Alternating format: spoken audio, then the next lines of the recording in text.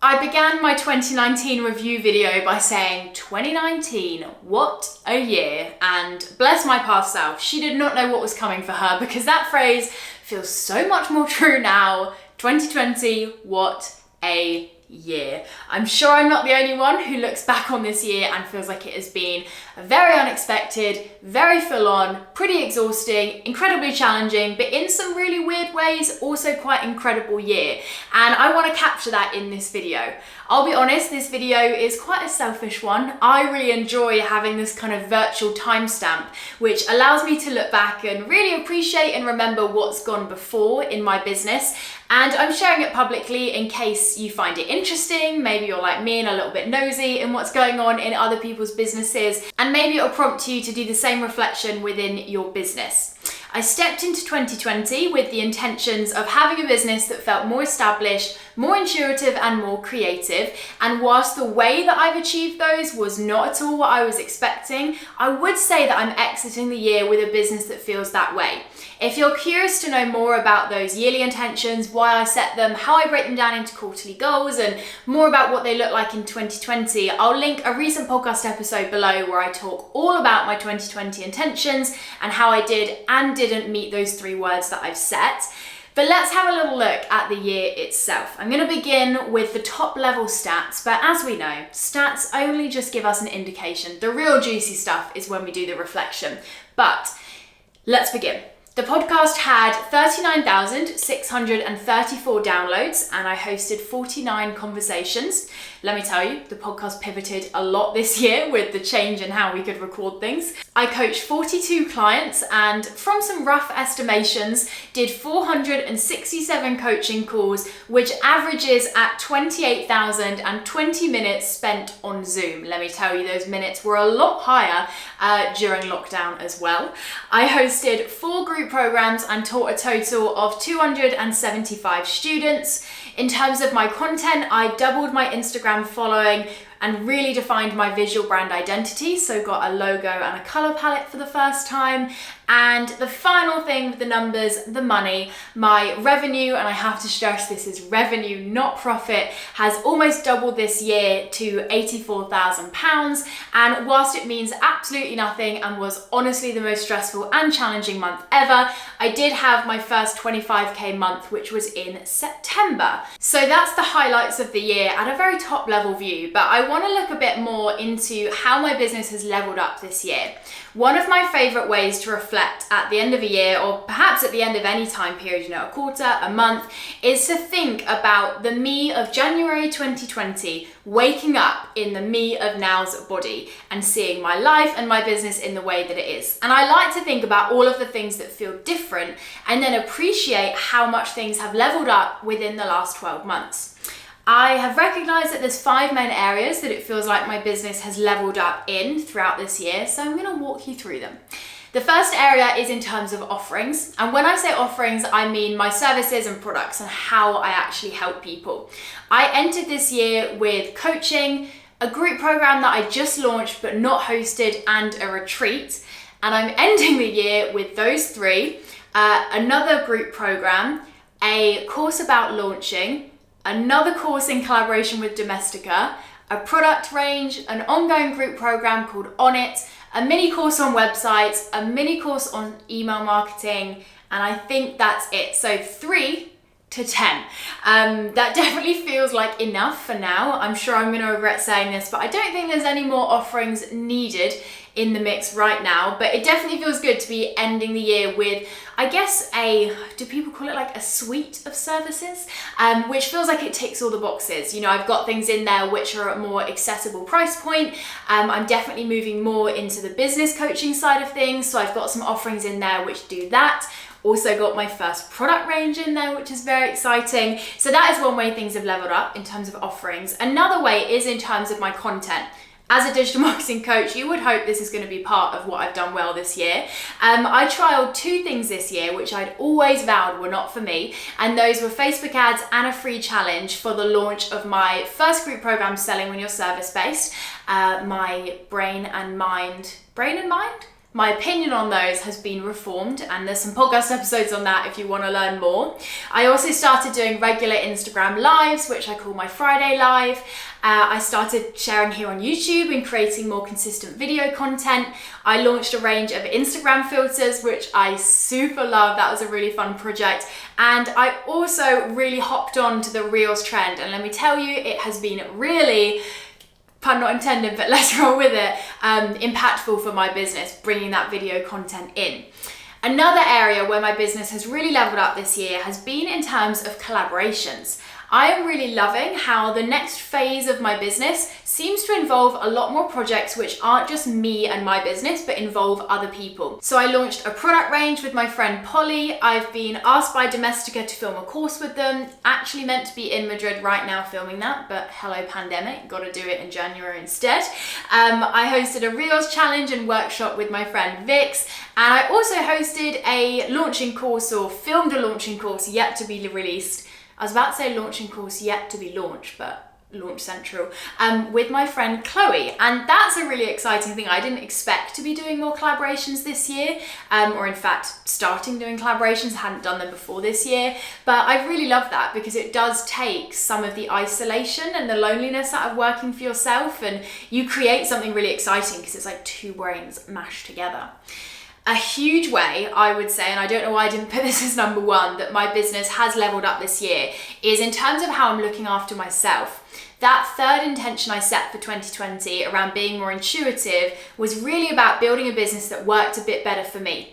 This time last year, I had a huge revelation that I was building a business that was great for everyone else, my students and my clients and my team, but it wasn't great for me because I was burning out in the process. And after having such an extreme burnout in the first year of my business, I've always been adamant not to do that again. So it's been a slow and hard process, but across this year, I have really shifted the business to work on my terms. I took a month off in August, which I've always dreamed of doing and absolutely loved.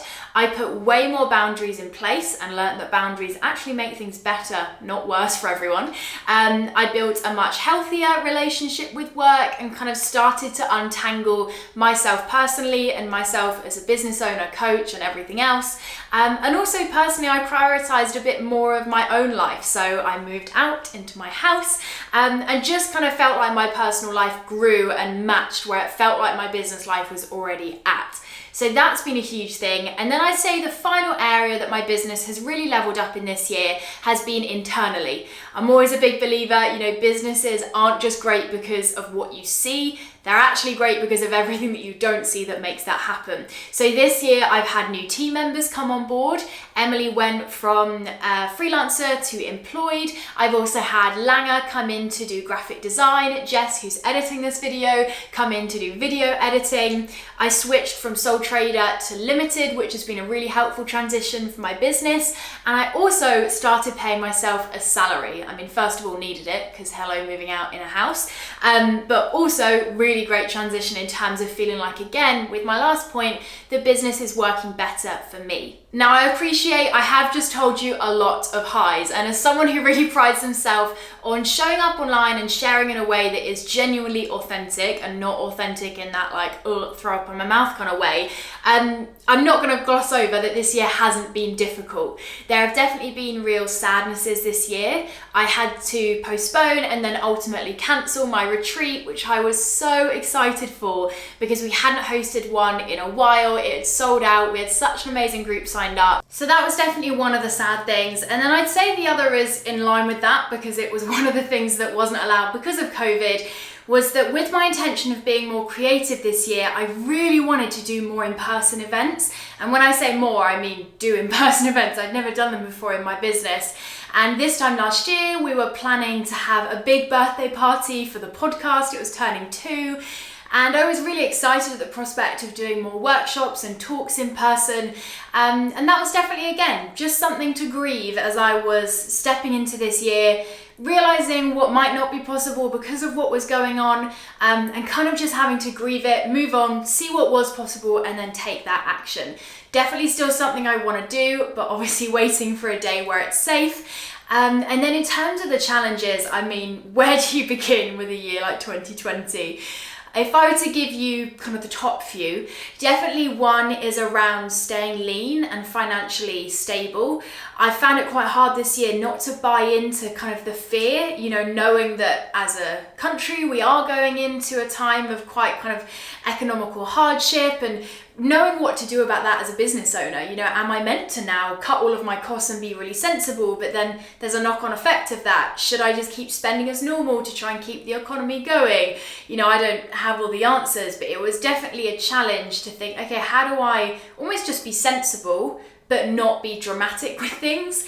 And I've definitely found myself this year kind of overspending at times. Definitely in terms of team, I've had to learn what it looks like to keep things lean, not in the sense of like not paying people, but really realizing what my needs are and kind of spending within those needs has definitely been a learning curve.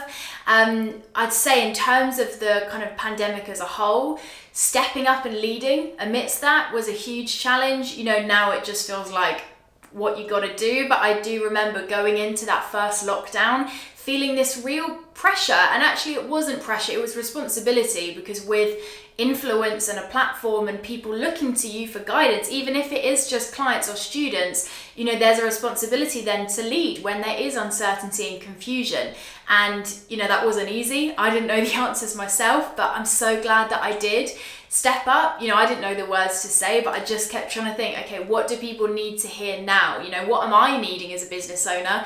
Probably pretty similar to what my audience, clients, team, students are needing as well. So that was a huge thing. I'd say another big challenge of this year is more so towards the end of the year. The industry that I'm in, coaching, education, online learning, there's been a lot of stuff going on. I don't need to talk about it, but there's been a lot of noise in the industry, and a lot of that noise I massively agree with. It's around, being intentional about who you invest in and making sure that when you are selling what you do as a coach, you're doing it in a way that feels value driven and allows people to make the right decision. But I won't lie, it was really hard for me when all of that conversation was going on just to stay focused on what I was doing. I actually ended up taking my first ever social media break, took a full 10 days off, just switched off from the online conversation and just focused on my work. And that was so helpful. And then if I had to pick a fourth and not just keep talking for days about challenges, I think another would be around that kind of external noise. I mentioned earlier my first 25k month, which was the big launch month in September, was a really hard one. And one of the reasons for that was because I had my first little group of haters for the first time. I smile and laugh about it now, but it was really hard.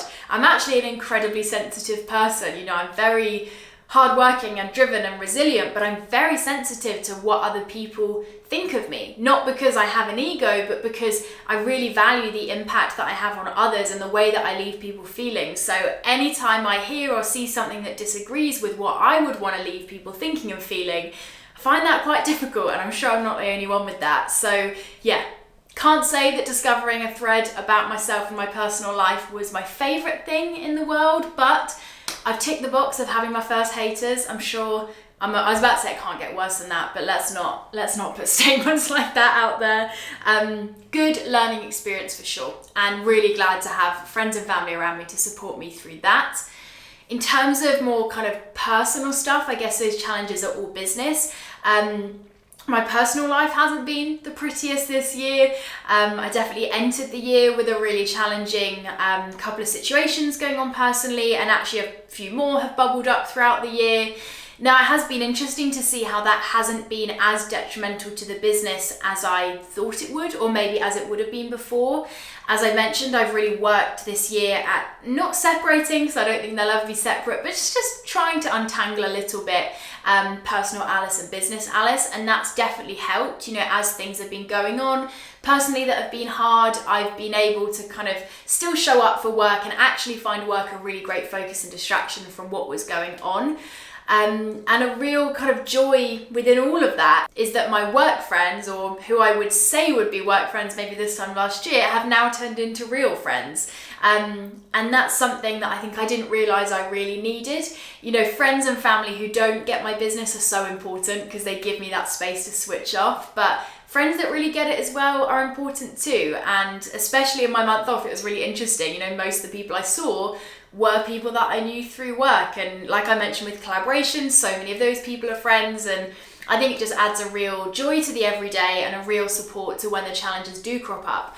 To have those people around. So that is a snapshot look at 2020. Again, don't feel like I can do it justice in a quick video, but those are the highs, the challenges, some of the lessons learned. And then I guess looking ahead to 2021, again, I set yearly intentions. So my intentions for next year are around the business being more established. I know that was my intention for this year, but it's more next year about being established in new circles and exploring new ways of my business being found and new ways of my business growing. I want my business to feel more clear. I'm very conscious. The business has transitioned a lot this year. I've gone from digital marketing to now more digital marketing and business. And I want to make sure as I continue that transition, people get what I do and it still feels clear in terms of what brings those many, many offerings that I outlined together. And then the third one is to feel more scalable. The business this year has had a lot of there's been a lot of new things, new projects, new offerings. And whilst I'm sure there's going to be a lot of new next year, I'm kind of ready just to take what I've got and see how much I can scale it. So not adding tons of new offerings into the mix. Again, interesting to see if that's going to actually stay that way, because when I have an idea, I like to do it. But hopefully just spend some time really scaling the business that I currently have. And I guess going a bit deeper with the offerings and the platforms that I'm already using. So there we have it. Wait and see, 12 months time, 2021 review video, whether any of that has happened. But I hope this has prompted you to maybe have a think about what your level ups this year have been in your business, what challenges you faced, what lessons you've learned. I would love to hear any of them below. But this is me, final video of the year. I so hope you have an incredible and I'm sure very, very well-deserved rest after the year that we have all made it through. Here's to 2021 being a little less unexpected, hopefully, or at least only in the good ways.